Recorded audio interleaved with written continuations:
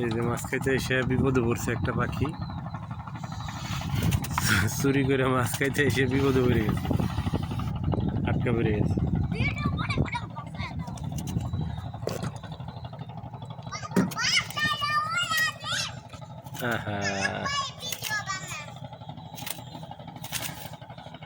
কি বিপদে পড়ছে, এখন এটা ছাড়াইতে হইব, আগে ছাড়াই নেই।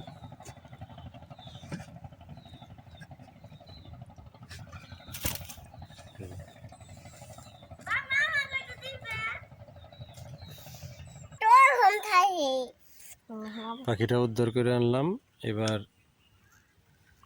এটাকে মুক্তি দেওয়ার পালা। ওই বাবা ভয় দেয়